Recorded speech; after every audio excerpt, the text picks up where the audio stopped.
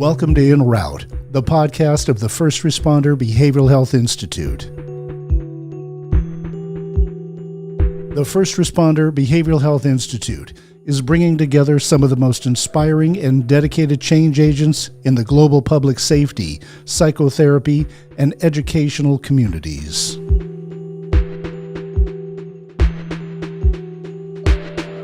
Each episode of Enroute seeks to bring together first responder change agents and clinicians dedicated to constructively disrupting the status quo by tackling the tough subjects like first responder suicide, post-traumatic stress, moral injury, sanctuary trauma, leadership development, critical incident response, peer support teams, and what it means to be psychologically safe and healthy while working in an unsafe world.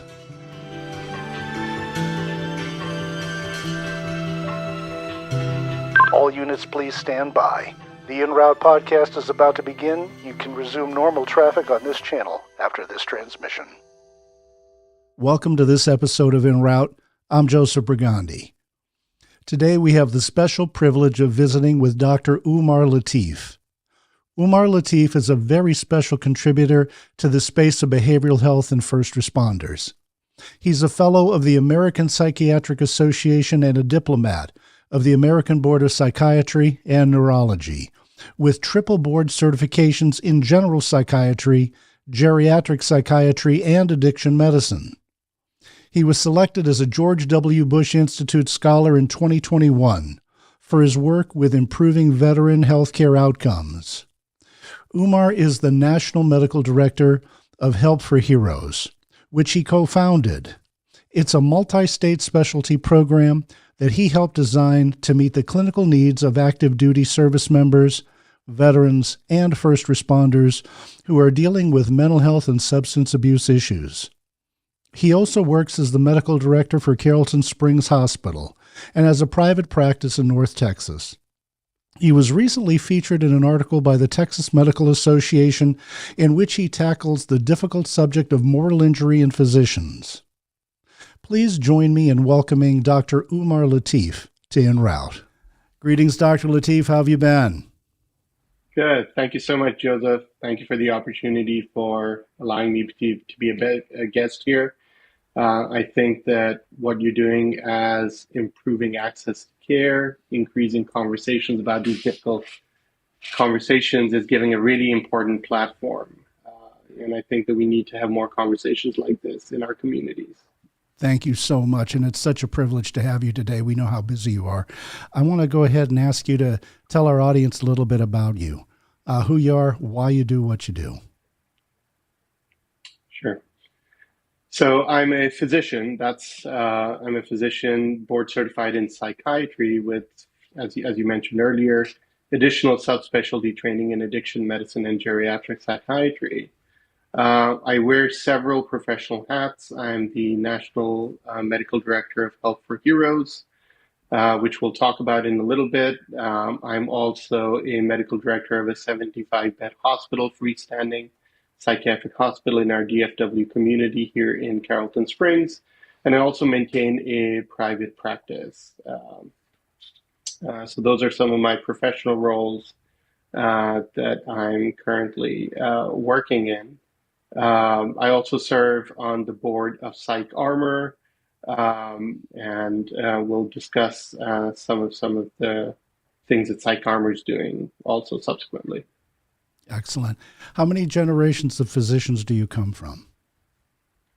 So I'm the second generation. My father was a military psychiatrist trained in the United Kingdom. I did my medical training in Pakistan. My sister is a physician. Several members from my family are physicians. My son is currently studying for MCAT. So it is a generational privilege to be in this profession. And it's a calling. And I think that it's inspiring to have that journey alongside other family members as support and inspiration. You recently wrote an article about suicidality and its moral injury and the impact of such on physicians. And we know suicide and first responders. is at an alarming rate. Tell us a little bit about the article you wrote for the Texas Medical Board. Sure. So the pandemic was a tipping point in mental health. It was even referred to as a black swan event as far as recognizing the need for access to care. But the more we started looking at the healthcare provider entity as a group, we started realizing that not only was burnout rampant, but healthcare providers were starting to speak in the language that we're very much attuned in listening to as clinicians amongst folks who've been dealing with trauma of various sorts. So my background as a clinician is for the last 15 years, I've had the privilege of, with an exemplary team, developing, implementing programs that improve access to high quality care for trauma treatment, along with co-occurring addictions. So over 15 years helping patients listening to their language of trauma, a lot of literature after the pandemic about healthcare provider burnout started showing stark similarities. And a new attention was starting to develop that is there an adjacent process going on in addition to burnout in the form of moral injury that is creating a zero-sum challenge. You know, we're doing some excellent work in improving access to care in mental health. We're doing some excellent work in reducing the stigma. We're doing some excellent work in educating the general public. Come quicker, come earlier before a crisis develops for healthcare access, especially mental health care access. But if you're sitting in front of a provider who's burnt out or who's dealing with some existential crisis in the form of moral injury, you're not going to get the high quality care that you need. Yeah. And then we're seeing a lot of providers leave the profession because the message that they're being getting is do more yoga, be more resilient. You know, as a cohort, physicians are quite a resilient bunch. I might be biased in saying that, but I think we can all agree on that. And doing more yoga if the house is on fire really doesn't solve the solution there. Yeah. So a lot of the concepts of moral injury we actually learned from veterans related to combat trauma. And there's good research that shows that while exposure to combat trauma has an independent risk factor for developing post-traumatic stress disorder and moral injury are not completely overlapped. There's some adjacency there, that there's a lot of need for good research in even understanding where those boundaries are. And so the article in the Texas Medical Association came through some of the work that the Texas Medical Association is doing for improving physician wellness, identifying burnout, identifying that as a nation, our physicians are suffering. You know, when I share with people that about 300 to 400 physicians are attempting and completing suicide every year, that's unconscionable. You know, and so good work has started to be done. Texas Medical Association as a platform for organized medicine not only did some exemplary work through the pandemic, but continues to keep that momentum up in identifying physician burnout and looking at adjacent phenomena like moral injury. You know, I think that's something very important you just said. People don't realize that physician suicidality is at an all-time high rate as well. When I got into this, I wanted to go ahead and impact first responder suicide. It's the reason that I transferred from first responder to clinical responder and got the extra training. And I was very surprised to find out, even with graduate level education, with having gone to medical school, and that's not an insulator against suicidality at all, is it? No.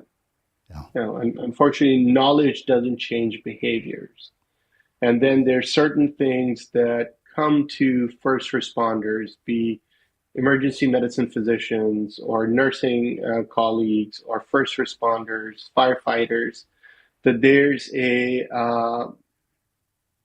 a creed that we're the ones who are running towards events that are extremely traumatic, while the general public is being put into a safe area. So the question becomes, who heals the healers? Because we've been internalized and we've internalized and we've trained ourselves in a wrong way in not being very good in seeking help, not being very good in asking for help. We're the ones who help other people. And so showing vulnerability is oftentimes misconstrued as weakness. And unfortunately, there's a lot of stigma also. If I seek help, will that impact my medical license? If I seek help, will that be a career-ending thing? How will I be able to bring upon decision-making in day-to-day critical clinical scenarios if I'm considered myself as being someone who is quote unquote weak? So there's a lot of internalized myths and stigma within this cohort that I think need to be addressed also. Mm-hmm. Well, I want to go ahead and mirror that. I see it in the treatment suite. I'm privileged to have several physicians on caseload, and that's their very first concern is, how is this information going to be dealt with? Is the medical board going to get notified? And they're scared to death, and rightfully so, that they're going to go ahead and face stigma here and not be able to get the care that they need. So the people that we have, and I see that with my first responders in the field, so the same people responding to mental health emergencies, the same people who are going ahead and helping other people get the services that they need when it's time for them to go ahead and seek help. They're afraid somebody's going to notify the state and take my paramedic license away. Somebody's going to notify my department and they're going to put me on light duty or worse. So, it's a very, very big problem that we're still far away from getting an answer to. And one of the things I try to do is peer support programs. We try to run clinician-directed peer support programs. We're trying to elevate that concept. And the rank and file gets scared to death that there's a clinical medical professional in the room. So I spend an awful lot of my time explaining we're not working in association with your administration or with human resources. No, and you bring up a really vital point that there has to be a clinical framework. There have to be guardrails in peer support. Because I think, as you've also experienced in your clinical journey, that peer support can get off of the guardrails very quickly. And even with good intentions, of real harm can be done if there's not an awareness of what is the scope of peer support. What are the boundaries healthy of peer support? Because otherwise, with good bleeding hearts, rescue fantasies can start coming in, boundary violations can start happening very quickly, and then we see, unfortunately, adverse outcomes. So properly trained, clinically informed, evidence-based informed peer support training is critical. And I think that peers can be a critical part in this continuum of care for early access and early intervention, for sure. Well, I completely agree with what you're saying. They are an essential part of the process, but this can go off the rails very, very quickly. It can become it can deteriorate into a bitch session without the proper training. And now we're reinforcing people's trauma and keeping them traumatized. Or some of the peer support groups I find meeting in bars. I'm like, this is probably not the best environment for us to go ahead and promote mental health and behavioral health, is that we're going to solve this between a whole bunch of pints. And so I see often a negative reinforcing of behavior or a refusal to get the person help. And I've seen this go down, unfortunately, many times to where it has resulted in a first responder suicide. In one of the teams that I was administering, they didn't come to me with a critical incident. And at the end of action, we did a debriefing on why this firefighter committed suicide. And we found that, he didn't want us to come to you. He swore us to secrecy. He made us go ahead and promise that he wouldn't tell you. So I'm like, well, first off, we didn't have enough protocols to go ahead and say, listen, there's an end of the line of your time and treatment as a peer. And we have this and the rest of this. As a paramedic, you go so far. And when you've exceeded your medical protocols, you are obligated to get the medical director on the phone. And in many peer support programs, that upward chain of command and getting additional clinical medical support isn't very well listed. And if it's not in the fire service and law enforcement, if it's not a protocol and it's not an order, it's not going to happen. And there's a risk in that. There's a risk in that silo mindset. One of the things as clinicians, we learn from our patients. That's our lived experience, right? I may not be a firefighter, I may not be a first responder, I may not be a veteran, but my patients have taught me what is it important to know about their lived experiences, so I can put that into a clinical framework and help them towards their path of recovery. And unfortunately, there is a myth that sometimes implicitly or otherwise is being perpetuated that only our own can treat us. If you're not from my tribe, you don't get it. And so I will not seek help from you. And if we zoom out from that, that can actually increase the risk of completed suicides. As clinicians, there's a concept, Joyner's framework of suicide. And, one of the things that Joyner mentioned was there's a three-legged kind of stool that if you start seeing all three things in play, that is a tipping point for a completed suicide. So one of them is an acquired ability to act in suicide. A lot of our first responders are trained. They don't have the hesitation to use highly lethal means for completing suicide. But the other two things, one is a perceived sense of burdensome. That's right. I'm a burden to society. I'm a burden to my family. I am now even a burden to my station. Because internally I know, or I feel that I'm broken, I'm damaged, I'm less than. And every time we're going outside, we're doing something where I cannot be dependent on, but I will not show that. So now you're being perceived as a burden, even amongst your own cohort, and there's a diminished sense of belongingness, right? So for example, there's your fire station family and there's your civilian family, right? And you're not going to go home and talk about that horrendous, traumatic, violent event that is all in a day's work for you. And now, if you're amongst a peer support that is unconsciously giving you a message that we can only receive help from within this tribe, there's a disconnect there. Yeah. And that's when then completed suicides happen. So there are, and so, my message to clinicians always is that approach with curiosity, what you don't know. Learn from your patients, but also then help them start moving with a bias to action towards recovery. Because otherwise what happens is you have war stories. One of the things that we learned in the VA hospital system is even when we would blend groups from different theaters, so Vietnam veterans and OIF, OEF veterans in the same group, oftentimes without proper clinical training, the group would devolve into war stories. Well, you kids don't know anything about what true war was. Wait till I tell you my story, right? And it's no longer clinically solution focused. So I think that there is a opportunity to break down these silos and look at leadership within first responders, police officers, and firefighters. That sure, you would ideally want to have a program that only has first responders on the unit. But if you take that thread and pull that, where does that end? Does that mean you only want a first responder physician, a first responder nurse, a first responder, et cetera, et cetera? And there comes a tipping point where that's actually not doing any more benefit.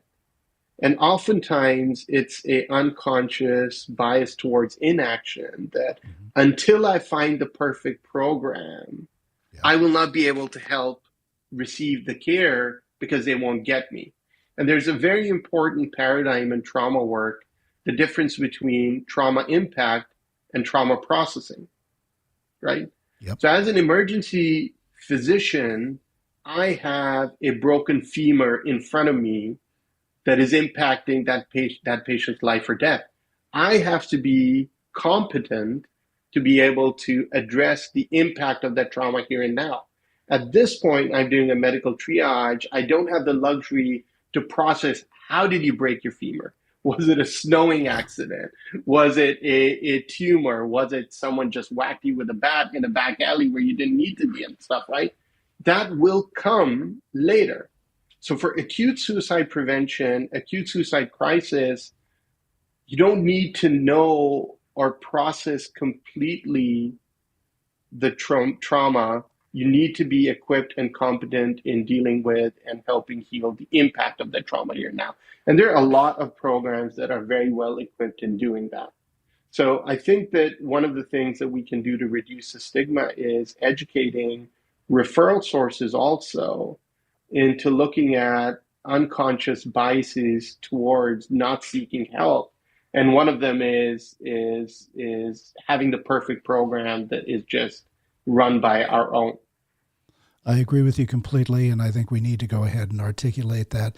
It's an elephant in the room. We're sitting here waiting for the perfect person, the perfect hospital, the perfect person that can help us through this. And there is a point where my background as a first responder is extremely helpful in helping you and guiding you through your journey. There's also a point where it's a sticking point, and you're expecting somehow, I'm going to go ahead and go fall back on the brotherhood and not get you the clinical help that you need. So we're going to sit here and go around in circles. And I have a lot of people who struggle finding the right clinician. And I ask them, instead of going for a first responder clinician, certainly please seek your area, look and see if they're available. But for me, the question is the power of your why. I want to know why you chose the first responder community. I want to know, tell me what training you've taken above and beyond grad school in trauma. I want to hear, I've studied EMDR level 1 and 2. I want to hear that I've taken advanced courses in traumatic disassociation. I want to hear that there was a story behind why you chose to work with this specific population. And if you can get behind the power of somebody's why, you can understand that clinician, and you can make sure they're the right fit for you. And I ask them, please give them 3 to 6 sessions. It takes a little bit of time to unwind and to go ahead and build that trust relationship.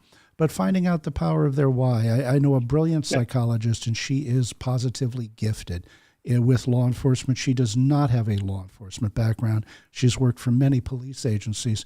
And I knew she was highly effective. And I said, okay, I want to know the power of your why. The power of her why is when she was in college, a dear friend of hers had become a police officer, and he had acted on suicide, and she lost him. And she couldn't understand why that had happened. So she started studying police psychological testing and what is involved in becoming a member of law enforcement. And here's another area where, there's a psych test for pretty much every police department in the nation now, but yet we still have such a high suicide rate in the members. So pre-testing for it is not going to go ahead and guarantee it doesn't happen. But when you got to the power of her why, you started to understand her passion, the pain that she suffered in the loss of a dear friend in college, and why that changed the trajectory of her career from being a general clinical psychologist to a subspecialist in first responders. And when you hear that, and she's highly effective and capable of, helping us, and has not spent one day with a gun belt on and one day, pulling over vehicles. There's a saying that used to go in med school that being a nice physician is optional, being a competent one is not. So a demonstrated interest in, first and foremost, even recognizing that this is a subspecialty in mental health. And there's a lot of talk right now about social determinants of health, where there's a lot of good research about epigenetic trauma. There's a lot of talk about the halo effect of trauma, not only in patients, but their family members. And so there needs to be, with clinicians, a demonstrated interest, an internal kind of calling towards this work, and then a framework by which they can train and gain expertise. And it's a two-way training. One of the things that as civilian physicians and clinicians 15 years ago, we were at a very different place than where we are now. in working with our colleagues in the active duty service member space. Even with veterans, for example, Psych Armor is one of the leading national organizations that is helping improve cultural competency among care providers. And one of their hallmark learning modules is 15 things veterans want you to know. So my call to action to those police chiefs or those in positions of leadership in first responders, that we don't have a program that is completely able to only admit our own patients, only take care of our own patients, not have a blended unit. My call to action, let's find solutions. Teach us what you think we don't know or what we should know so we can incorporate into that. We can approach that with curiosity, we can learn about that, and then we can start adapting our clinical programs based on those specialty needs. I'll give you a very, very quick example. So in our freestanding psychiatric hospitals in the community, our mental health deputies oftentimes are bringing patients who are in an acute psychiatric crisis in an emergency detention, and sometimes they have to, by necessity, to protect themselves and others, be brought in handcuffs. And that's a very dehumanizing but necessary thing in that brief moment. Yeah. Now, that same mental health deputy, if he or she is struggling with a need for a medically necessary alcohol detox, or they're struggling with a suicide crisis, understandably, they're going to be hesitant. I don't want to be in a unit where I might have brought another civilian a week ago in handcuffs and they're going to recognize me. So yes, I mean, that's a very valid point. That's not an excuse not to get help. But then how can you modify environments of care in inpatient or outpatient settings so that that valid concern can be addressed? There's a lot of concerns. For example, treating active duty service members or veterans is different than first responders with some logistics, just some practical brass tack logistics, shorter inpatient lengths of stay, while bulk of the work needs to be done in outpatient level of care. But then learning what are their barriers, for example, FMLA, short-term medical disability, advocating for that so they don't worry about job jeopardy. They don't worry that I will just be reassigned to a desk position and this is the end of my career. So having employee assistance programs set up, having those things set in place so suicide can be prevented. I mean, there's no other blunt way of putting it, because both you and I are seeing this continue to happen when we hear about attempted suicide or completed suicide and you do a psychological autopsy. There were so many touch points with good care available in the community, and yet taking advantage of that care, there somehow was a gap in that. You've succeeded in modifying the environment over at Carrollton Springs with your own first responder unit. Tell us a little bit about how that works when the first responder's seeking help. And I've heard that before. I don't want to get admitted because I've sent 3 people to the hospital this week in handcuffs. I don't need to meet them inside. Right. So we're collaborating with clinicians in the first responder space, for example, with City of Irving. We're collaborating with their clinicians where how do we be culturally sensitive and mindful to what is the admission process like, for example?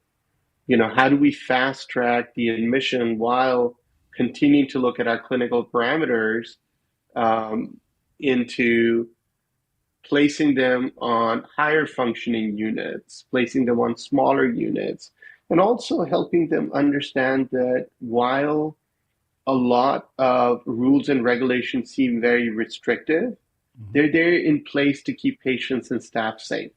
Yeah. And it's a choice, right? So that's the conversation to have.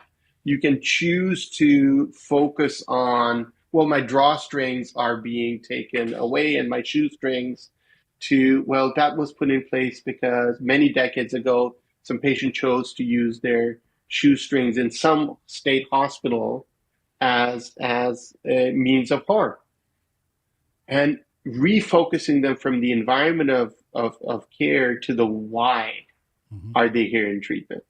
Because environment of care oftentimes can be a deflection psychologically on, well, I don't like X, Y, and Z, hence I'm not going to work on me, basically. Yeah. Absolutely. Let me go ahead and go ahead. So, and one of the other things that we're looking at in addressing specifically the need for first responders is recognizing how can we help them at the least restricted level of care. Okay. So setting up curriculum and programs where they are in a cohort of what we call our heroes demographic. So there's a lot of adjacency, there's a lot of speed of developing trust, speed of learning a common language, and then helping them through evidence-informed treatment over a period of several weeks on an outpatient basis, while giving them the medically necessary leave so that they can decompress and just focus on their own well-being. So standing up those programs in outpatient, hosting Carrollton Springs as a space where we can have first responder peer groups. So all of those things have happened because of these conversations with first responders and their leadership on what do we need to do to meet them where they're at, but at the same time without diluting core clinical competencies and evidence-based care. Nice. You're in a lot of places and a lot of spaces. Going ahead and representing. Let me go ahead and bring up a couple of your other websites and let me have you talk to us a little bit about some of the work you're doing here. This is at PsychArmor. What is PsychArmor all about? And tell us more about their programs you had started to. So PsychArmor, I got connected with PsychArmor's CEO, Tina Atherall, who was part of my cohort in the George Bush Institute Veterans Leadership Program. And PsychArmor has been on a journey in which they're transforming the way our nation engages our military and veteran community through best-in-class learning platforms to provide education and training. So, for example, 15 things veterans want you to know. Networking for military spouses, military awareness programs on campuses in education and stuff. So developing these free courses for individual learners, again, to start looking at how do we improve our ability to make an impact for our veterans who have transitioned into civilian life and who might be struggling with mental health, behavioral issues, substance use, addiction issues, so that there's an acceleration in reaching to that point of trust. The RAND Corporation, in collaboration with the Bush Institute Wellness Alliance, did a white paper, and I'll send a link for the show notes on how do you identify high quality care for veterans. And they looked at several metrics, and one of the core ones was, are you culturally competent? Are you culturally trained and aware? Because think about it this way. The VA has done a beautiful job in reducing stigma, increasing, awareness of access to care. And let's say I have a veteran in the DFW community who calls the VA hospital crisis line, and they have an app, they call them. And because of the urgency of their crisis, they are instructed, we may not have a bed available, we may have a capacity issue at this point. So go to an inpatient facility. Now, here's where the last mile gap problem becomes. In a local ER in DFW, that local ER might have 5 different freestanding psychiatric hospitals available within driving distance that have the capability to have a bed open to take care of that veteran. But how many have the clinical training and the competency that first interaction with that veteran is going to be a deal breaker?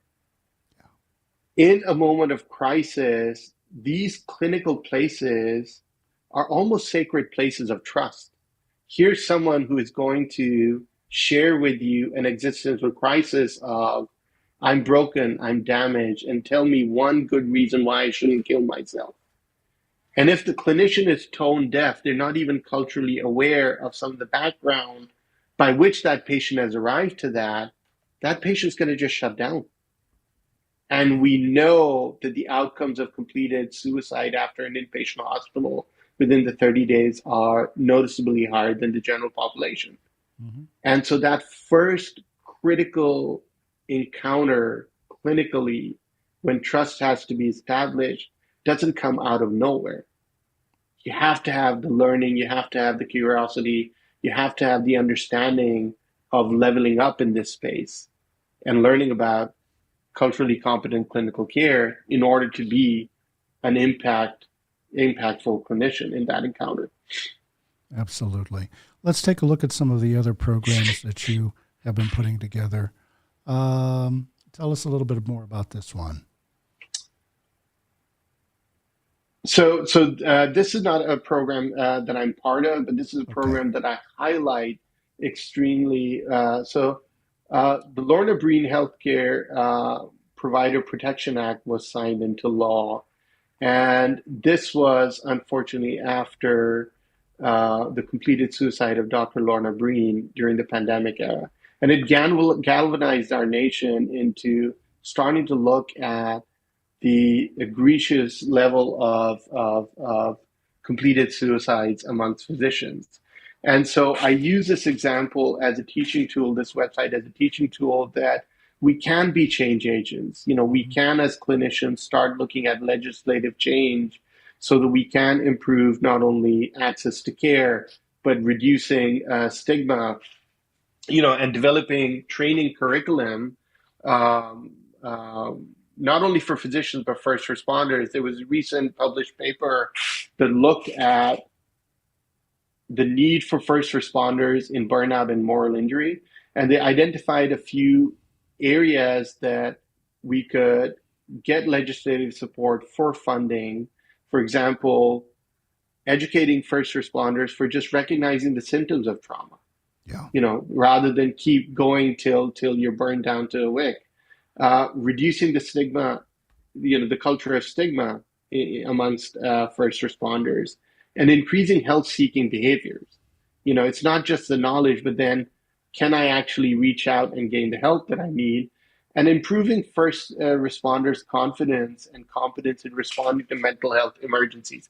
And that's actually an important point that it's the curse of knowledge, right? So those of us in behavioral health, we've had our training, we've been immersed in our training over decades in seeing beyond the otherness of a mental health crisis.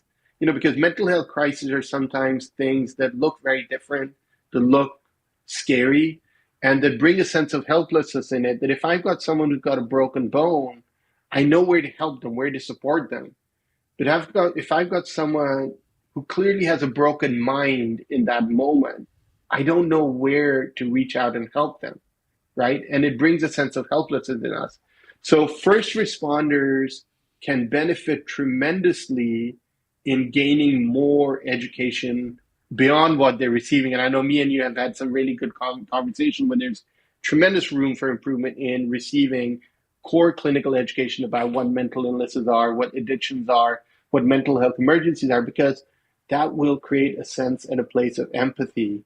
And once you create that sense of empathy, then you can recognize some of those things in yourself that, I'm not alone in this, that stinking thinking that keeps now going in my mind that I'm broken, I'm less than, I'm damaged, is not true.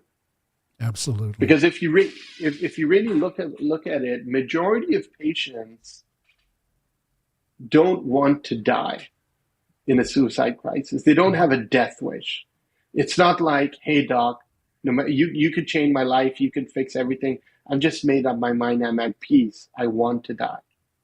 Now, there's some small subset of population that does think that, but an overwhelming majority of patients who we help in times of mental health crisis, consciously, unconsciously, they're in this space where I don't know how to live like this anymore. I don't want to live like this anymore. So it's not a wish to die. It's actually an innocent wish not to hurt anymore. Yeah. but their learned helplessness is so overwhelmed their faculties of executive functioning that their problem-solving brain is completely shut off. And our midbrain, which is pre-verbal, it's not our storytelling brain. It basically has two functions it operates on, if I'm being very reductionist: pleasure seeking and harm avoidance, right? So pleasure seeking doesn't have to be hedonistic. It can be comfort and security of food in my stomach, comfort and security that tomorrow morning when I'll wake up, me and my family who I'm responsible to will be safe and alive and taken care of, right? So our primitive brain says every day I'm seeking pleasure and I'm avoiding harm. But what happens both psychologically and biologically with suicide is our executive functioning brain is co-opted by a reductionist model that every day I'm looking at life, and life is a source of pain. Yeah. And life no longer brings any pleasure. So let me exit left from life. Mm-hmm. Right? And it sounds like a senseless act.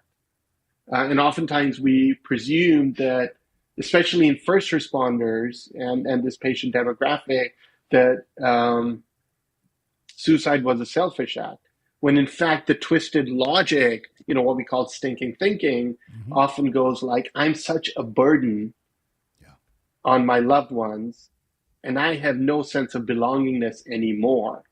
I've dissociated myself into this space of prolonged trauma, that I'm actually doing a service. Everyone else would be better off without me. And that's a tragedy. That's a travesty.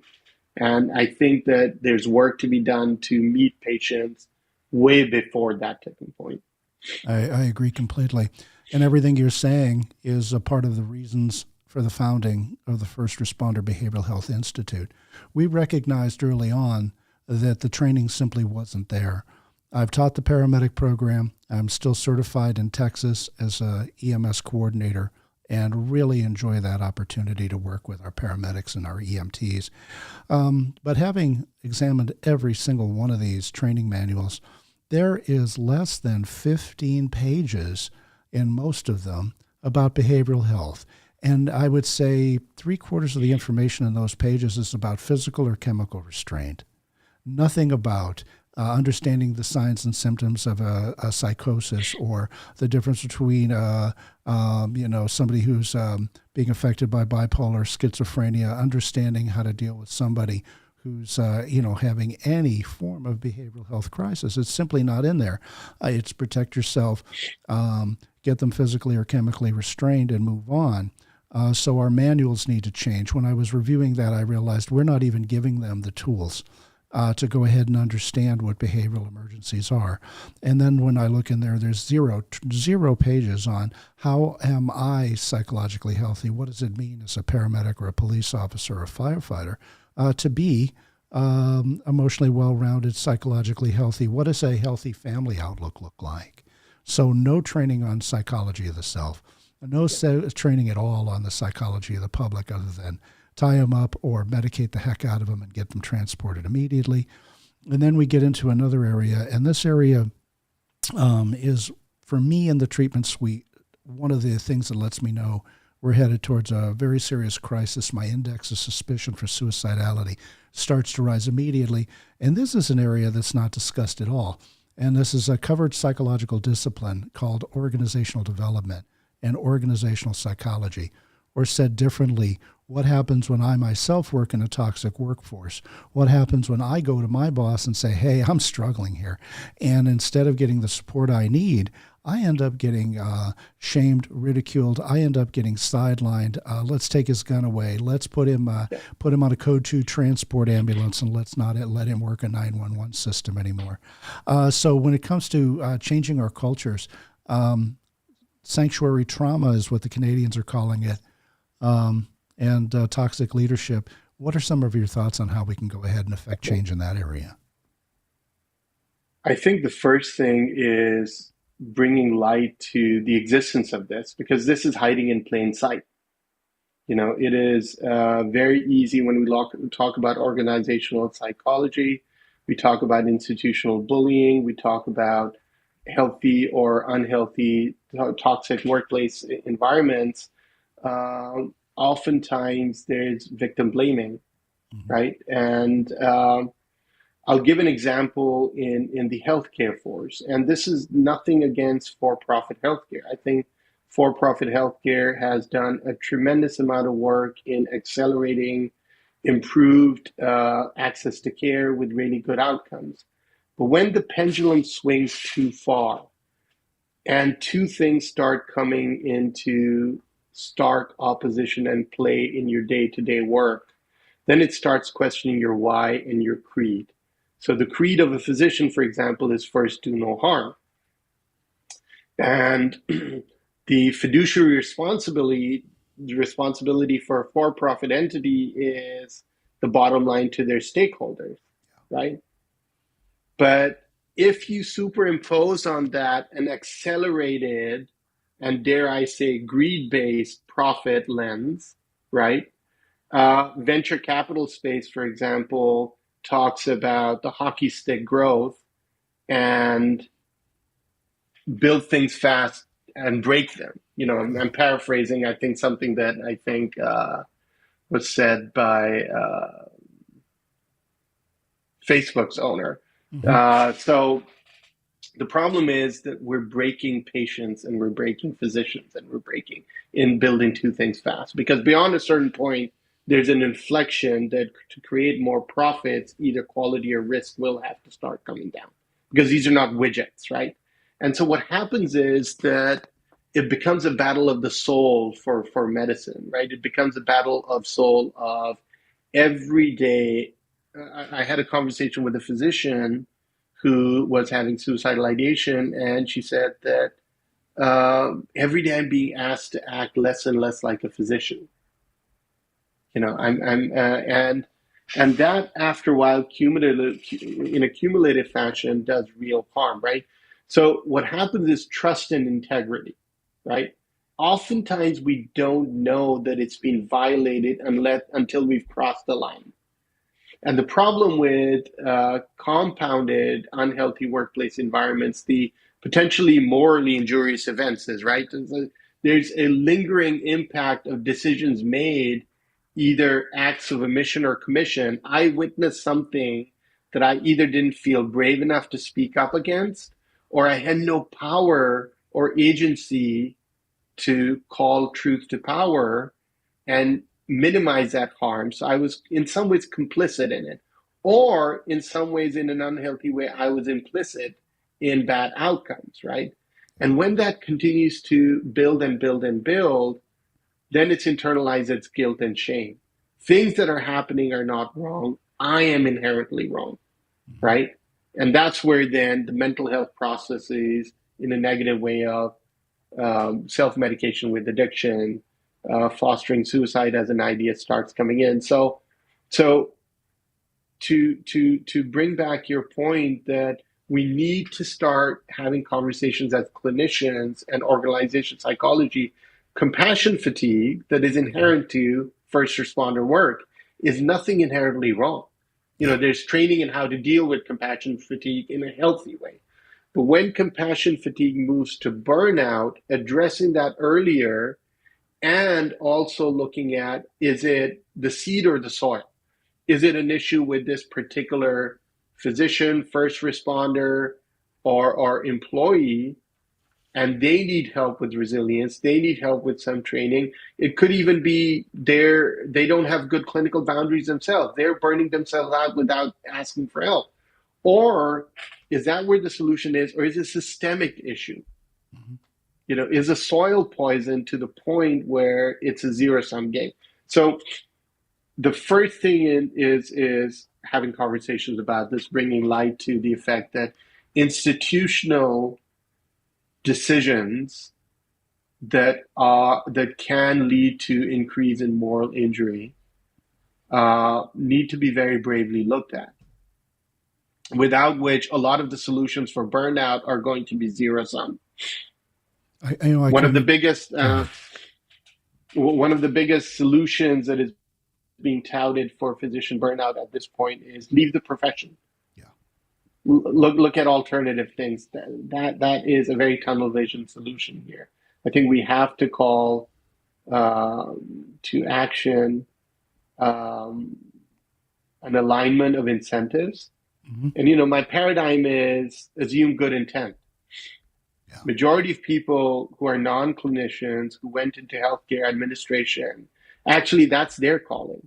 They want to make an impact. They might have been in a factory making widgets or being very successful in a non-clinical space. So majority of people do actually enter healthcare with good intentions.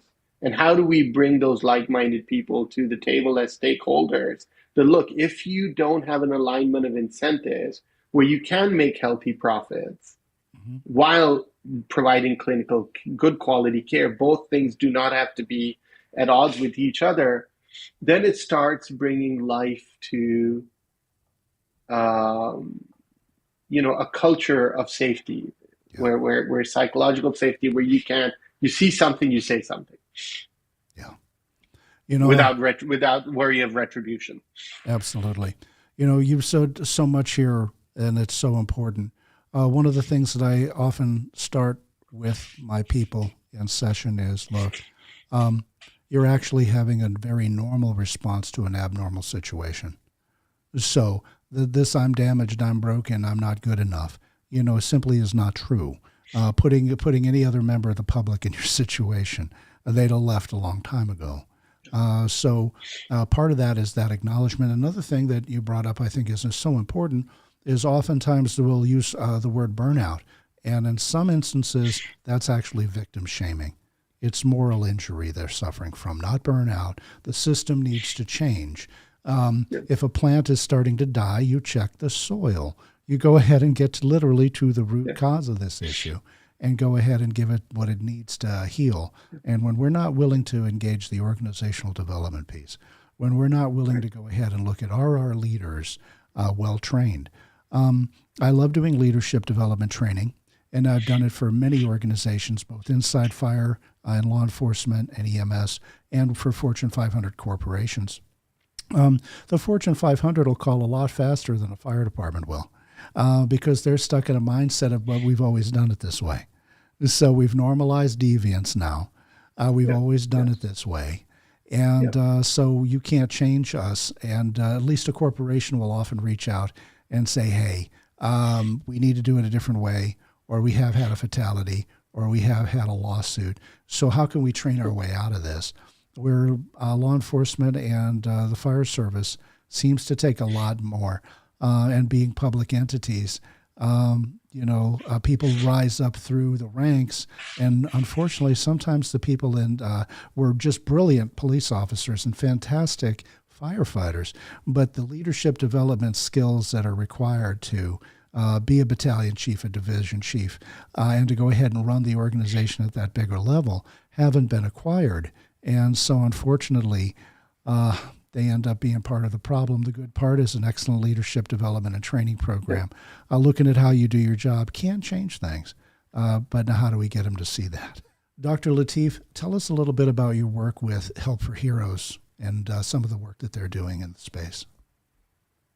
No, gladly. So Help for Heroes is a uniform-specific program engaging our military service members, veterans, first responders, as well as frontline emergency workers throughout the United States, as well as overseas, to provide specialized mental health and addiction treatment to return them to a path of healing. We're currently across 9 locations in 7 states. And the program was stood up in 2018 in collaboration with the Help for Heroes team, having conversations with a lot of our partners across the nation who we had pre-existing clinical relationships with, on if we were to set up a collaborative program for active duty service members and veterans, what would that program look like? What would be the clinical needs for evidence-based, evidence-informed, high-quality, outcomes-driven treatment? And so a lot of the learnings that we had, then our team introduced that into revised curriculum so we could meet our heroes demographic on where they are. And the history behind the Health for Heroes program actually predates to 2007, when a similar program with the team was set up with just one military base in Fort Hood. And over a period of a decade, it expanded where we were receiving referrals not only nationally but internationally, as we are in our current Health for Heroes program.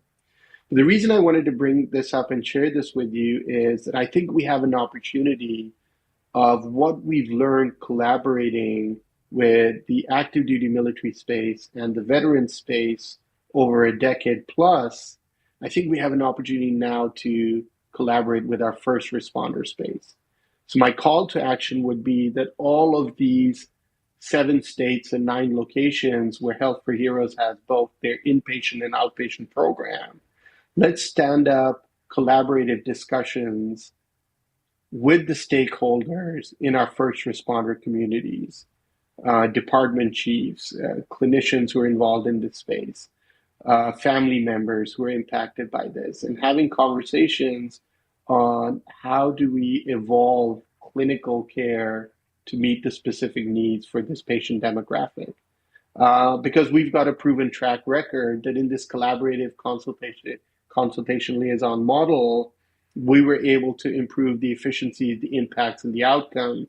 And I strongly believe that there's an opportunity to break down silos in our backyards in these programs and improve access to care to our first responders.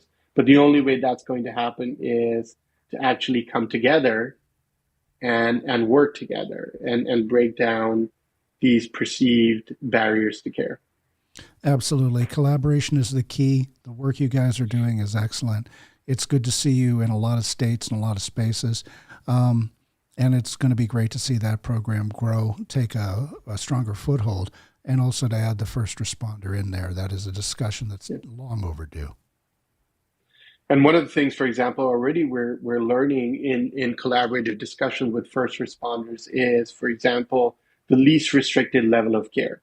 Yeah. Inpatient may not be the most optimal level of care. So how do we build robust, cohort-based, group-based, facilitated outpatient programs where you have only Heroes demographic patients in those groups so that there is a speed in developing trust, developing a common lived experience and a place of vulnerability so you can then clinically help them in an accelerated way. But the other thing I wanted to talk about in addition to the Health for Years program is the halo effect that the impact of mental health and addiction has on family members of first responders, you know, the spouses and the children. And oftentimes that is an ancillary thought after the fact, whereas any good psychosocial assessment would, as you know, as a clinician, include what is the impact on your functioning and quality of life with your family. Yeah. So in all of these hospitals where we have Health for Heroes programs, we also have adjacent programs that help the family members and the youth of those impacted by these challenges with mental health. So I would encourage our listeners to look more at these programs, take a look at these locations, and reach out and let's build bridges so that we can all work together with a common cause. I am so glad to hear you say that. And it is a thing we've recognized with the Institute's program. Our peer support training model is a 2-day, 3-day, and a 4-day program. When they'll allow us to do the 4-day program, we bring the families of the peer support people in. So we can go ahead and talk about that and the fact that your loved one, on top of being a hero, on top of being a first responder, has decided to undergo additional training to support and help their peers and to go ahead and work with clinicians. Well, there's extra stress with that. So what does that look like on the family unit? And they get a vote. And one of the things we try to do is train 10% or more of the population within a department so that they're not burning themselves out. One of the other things we see time and again is the people who are running your peer support program are those same 4 to 6 people. They're giving on the job. They're giving to the peer support team. And pretty soon they're going to not have much left to give. So trying to get 10% of the organization trained. So there's 20 or 30 people on that call so that 6 or 8 of them can be completely 100% off and taking that quality self-care time and letting their family know, hey, you get a vote in this. if your loved one is starting to get a little too cranky around the house, if they're taking the burdens of their colleagues a little too seriously, Yep. it's okay to have them rotate off the peer support team for a few weeks or a couple of months. Our obligation and now becomes training a great bench strength so that we have people that we can rotate in and out. Absolutely. Yep. Yeah. I wanted to also ask you what books you're currently reading and anything you might want to share with us there. So, yep. So, two of the books related to this area, actually, it's I've been reading it, "Rethinking Suicide" by Craig Bryan. Okay. Where there's a shift from why prevention fails and how can we do better. And it's looking at a lot of the work that is being done in prevention. It's really not moving the needle for reducing completed suicides. So I think it's a really critical look at the clinical journey in mental health, in how we've understood suicide, with some actionable items on where to go next. But the other book that I'm really fascinated by and learning a lot is Relentless Courage, Winning the Battle Against Frontline Trauma. And that's the sort of collaboration I would love to see across our nation, in local groups and silos, in collaboration with stakeholders. Michael Surge, I believe, and then Shauna Doc Springer, Yeah. right? So you've got people who have tremendous wealth of information and expertise that we can all learn from, but then expand upon their learning and replicate some of those things into different clinical programs across the nation. So those are some things that are really helping me understand that there is a unique need for clinicians to learn more when they're treating first responders that doesn't necessarily translate from the veteran space or the active duty space. Yeah, absolutely. We had the privilege of having Michael Segru on the show about a week and a half ago. His passion is so palpable and evident, Yeah. And his journey is so real, and he makes himself so accessible. And there was quite a struggle there, and toxic leadership within that he had to struggle through, trying to educate them as to better ways to handle first responders. Yeah. Go ahead. So one of the other things I would love to hear your take on is some of the conversations we're having with first responders in clinical setting is, where are we nationally, culturally, as how we are seeing our first responders? We've had several sentinel events over the last several years that has polarized, I think, our nation's ability to look dispassionately at our first responders without getting too political about it. And so that higher calling, where our first responders are those who are running towards potentially life or death situations, not for friends or families, but for complete strangers. I think some of our political discourse on either side is diminishing the higher calling of that, to the point where a lot of first responders don't like to use the word hero about themselves, right? And I think that there is room for us to bring back to the center that yes, there are bad faith actors in any profession, and by no means diminishing it, by no means minimizing the need for cultural change where wrong is being done, that we need to put a stop to that. But the overwhelming majority of our first responders are good faith actors. And if they start feeling not only internalized stigma against mental health, but an environment culturally where if I'm having a barbecue in my backyard with my neighbors and I'm being perceived of a certain way because of things that I didn't do that are very much on the news and that are abhorrently wrong, don't equate that with me. Because once you've equated that with me, I feel more diminished, and that is only going to amplify my shame and ruin my ability to actually say, hey, I'm hurting, I need help. So I don't know what your thoughts. I would love to hear your thoughts on that, and how our political or national discourse about first responders might be doing a disservice for helping our first responders seek help. Well, I think you're absolutely right. And I think it's one of the things that's behind moral injury.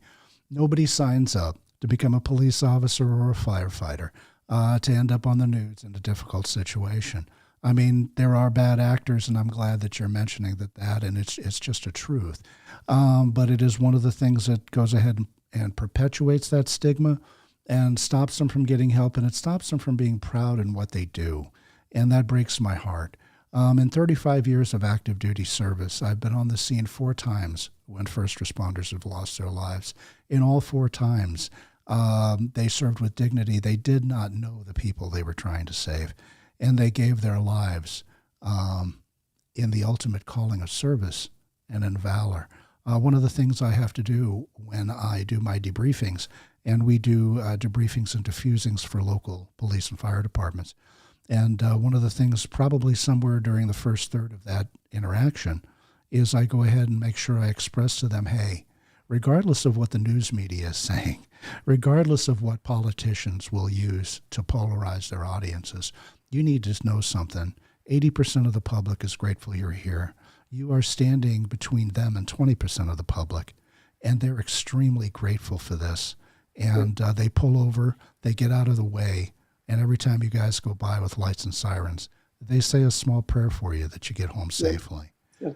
And they lose sight of that, and they become crusty and salty, and that's also part of what goes into that, the moral injury that fuels it. And eventually, if it gets allowed to take hold and take root, is a part and parcel of the post-traumatic stress when I'm doing those intake interviews, is nobody loves us, nobody appreciates us. And it's very easy to see how that is not true from our perspective. But how is that when your perspective is that you took 15 calls yesterday and 15 of those calls were very tragic, and the people that you're interacting with, by definition, don't want to see you. Well, they don't want to see you because you're here because of something they've done. Yes. But I think one of the things I was reading in the book was that they often show up in the worst days of our lives.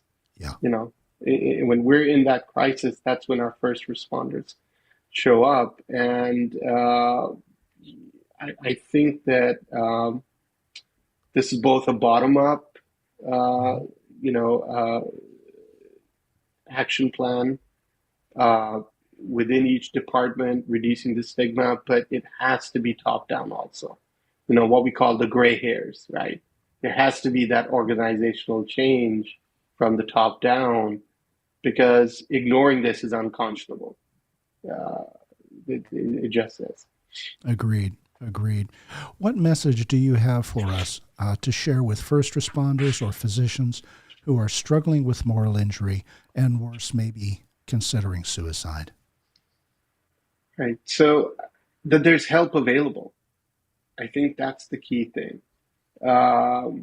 And identifying a support system, a group of peers who know your lived experience, who can identify with things, but then also moving to levels of care as risk increases.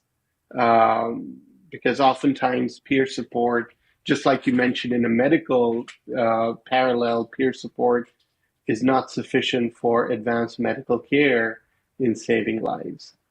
And also that there are good clinicians out there who still have their creed and their why of why they show up, who have a sense of this service that you can connect with.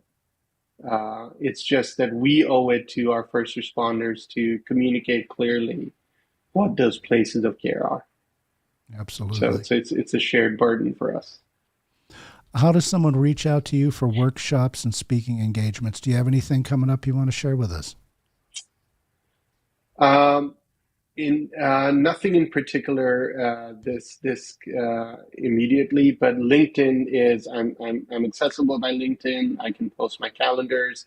I'm welcome to have some conversations, especially around this in a solution-focused way, an action to bias. How can we continue to collaborate and improve the work with bringing all the stakeholders together? And really institutional stigmas, how do we break them down? Let's have those difficult conversations. Let's challenge. We've always been doing things this way. Yeah. And I think that some of the work, Joseph, that you're doing is going to be instrumental in bringing those stakeholders together too. Thank you very much. I've enjoyed having you on this episode. As a matter of fact, I've already penned out a couple of 3 things that I want to go ahead and talk to you about so that we can have you back on another segment in the future. It's just such a pleasure to speak with you always, and I just can't thank you enough for your time. And do you have any final thoughts for our viewers as we wrap up today? No, I think it's hard to articulate the bias to action that me and you as a clinician can feel. Yeah. Because every day when we're showing up to work, we're dealing with existential life or death decisions our patients are making about themselves. Or they are so further down into their struggles with addiction that they don't see a way out of it, right? And how do we not only keep a place and a space for hope for them, but also for ourselves as clinicians, because who heals the healers if not us? Yeah. So I think there's a lot of important work to be done, and there's a sense of urgency to it. Because otherwise, literally lives are being lost. I couldn't agree more. Yeah. Thanks again for your time today. I'm Joseph Brigandi. Thank you for joining us for this episode of Enroute. Enroute is a production of the First Responder Behavioral Health Institute. To learn more about us, head on over to FR